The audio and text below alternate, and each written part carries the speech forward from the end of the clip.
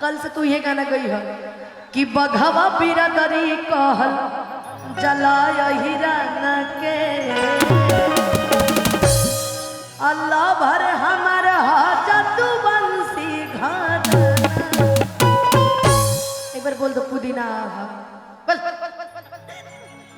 एक बार पुदीना।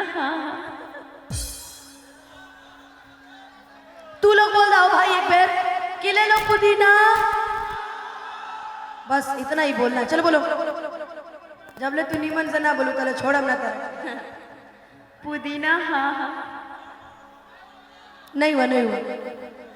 पुदीना हाँ हाँ तू बोल तो भाई पुदीना ज्यादा बड़ी नीमन चीज निकलत रहे मुंह से, लेकिन क्या करी मंच के मर्यादा बा निमन है, लेकिन आवाज तो निकाला तो रहे मेरा है ना। नहीं लेकिन बड़ा आवाज सिंगर वाली थोड़ी है इनकी, भाव इनका देखिए। फिर से बोलो तो भाई एक बार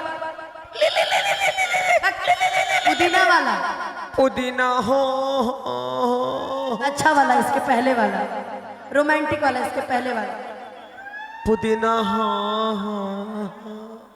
हो गया बहुत सुंदर भाई। तहर भी आए जन्म में तो नहीं हो सकता, आय हाय बाकी अगला जन्म में देखल जाए। हाय कि बढ़ता हर बचनिया दादा मुश्किल भइल बा जीना जीना जीना। और तनी हल्ला करके तनी डांस के तनी ठुमका लगा के जी भैया गा। हाँ ये हमारा फेवरेट गाना है, एक बात सुना था ठीक है। हाँ कितने अच्छे भाई हमारे यहाँ पे हैं। कि ले ला पुदीना ले ला पुदीना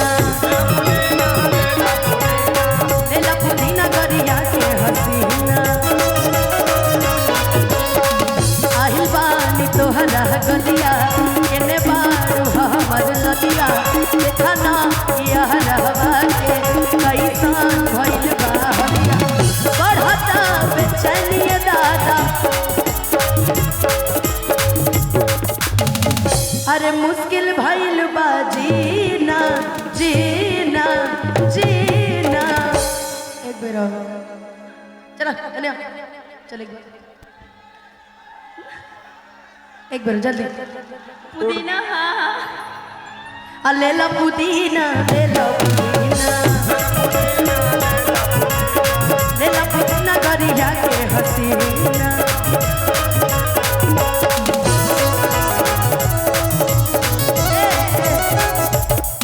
अरे ताका ताकी ढेर भइल अरे ताका ताकी ढेर भइल बोला मिलबू कब फुलझारी अतनी बोला हो ए चाहतू है ने हम नहीं की गाती, कच्चा बादाम वाले भैया गा रहे हैं कि ताका ताकी ढेर भइल अब बोला मिलबू कब फुलझारी अतनी बोला हो तनी बोला हो झट बोली की गाड़ी तनी बोला हो झट बोली की गाड़ी ले ला पुदीना ले ला पुदीना ले ला पुदीना ले ला पुदीना।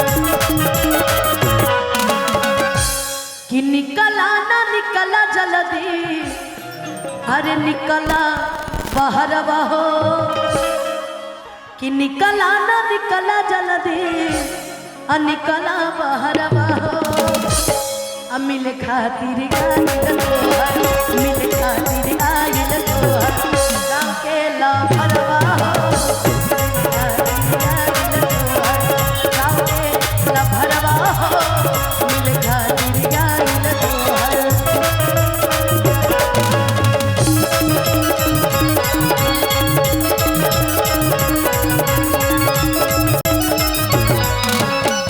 काहे तना रोवा तारू अखिया के धोवा तारू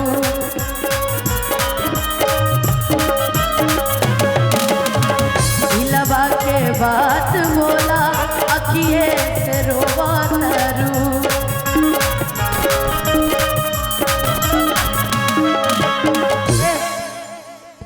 पार्सलिटी करते हैं। हमको नहीं चाहिए, हम ठीक है हम ले लिए। वो दोनों चलिए दीजिए, मैंने आओ।